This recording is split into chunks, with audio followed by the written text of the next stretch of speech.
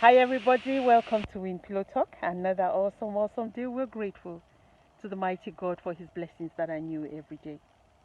Whatever you're still believing God for, I join my faith with your faith and I believe together when the blessings come. Please remember me. Today we're going to talk about deception in loyalty. The first area of loyalty we'd look about is traditions of men. When I read the manual of life, where Jesus was telling the Sadducees and the Pharisees how they have put man's tradition over the Word of God. They believe more in the traditions of men than in the Word of God. I thought, wow. And it's the same thing with us. Some of us were children of God. After services or whatever, you call upon tradition to come and to ask a blessing. You're pouring libations on one form or another, knowing or unknowingly to you, every family is covenant to a God, Satan or God. Every nation is covenant to Satan or God. So by you invoking those spirits, we are quick to invoke the spirits of our forefathers, right? To come and bless us, but we are so reluctant to invoke the spirit of God to bless us. The manual of life says those God is a spirit, and those that worship him must worship him in spirit and in truth. It is not an option, it is a must. So we must worship him in spirit and in truth. But we are quick to go for tradition rather than the manual of life. And that is pure deception from the pit of hell. The, our knowing about it only goes to help us to transform our mind and improve us as to the direction we need to go. Removing you from darkness to walk into the light is always an intentional choice. It doesn't come from man, it doesn't come from woman, it doesn't come from pastors, it doesn't come from prophets, it doesn't come from apostles, it comes from you. The other area of loyalty would look at today's loyalty with friends.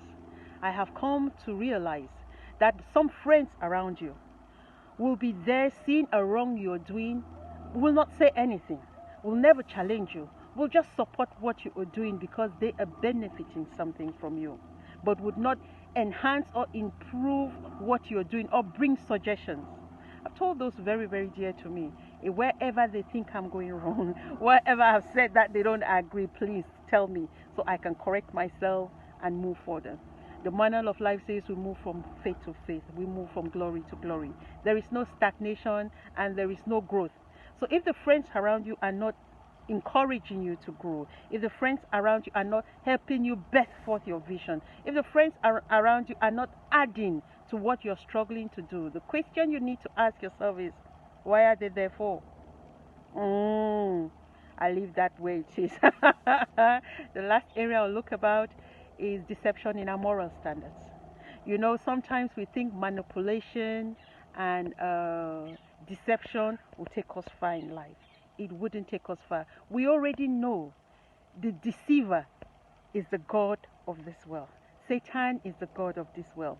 If all of us are listening from the same channel, if all of us are listening from the same radio station and there's a music going on, we all will hit the beats, almost identical moves. Why? Because we're all under the same frequency. The only way for you to remove yourself from that is to move to another frequency or change the channel and get a different story and get a different move that will be different from what everybody else is doing. This world is full of deception.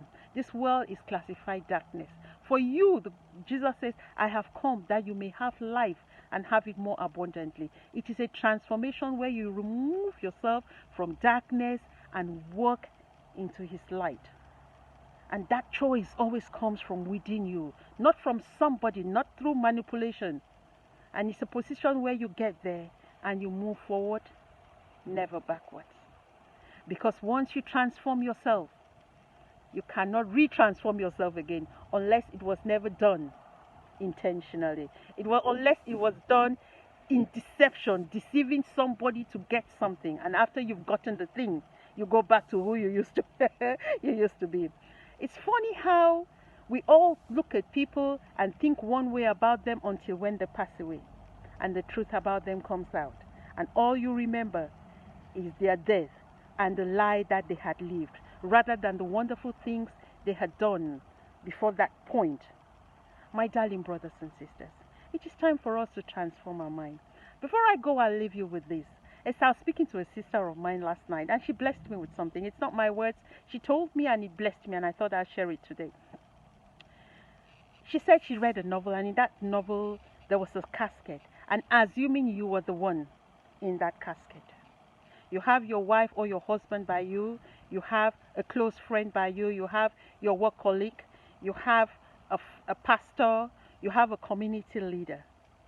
What do you think they would say about you? How would people remember you after your passing? You know, we can all pretend, we can all manipulate, we can all live a false life. You can all give this wonderful image to people to show, oh, you're this and you're that and you're that. Until when you died, a friend told me how her father passed on, and it was when the father died, they realized they had another family. The father had another woman with X number of kids that the mother never knew something about it. It just ruined their father's image to them. And they never really thought about him anymore. They never really talked about him anymore. Why? Because to them, he had lived a life of deception. And that is what people would remember him for, the lie of deception. And every time you're talking, oh, that man who died and they discovered, and that's how your name changes. Let us live a life that reflects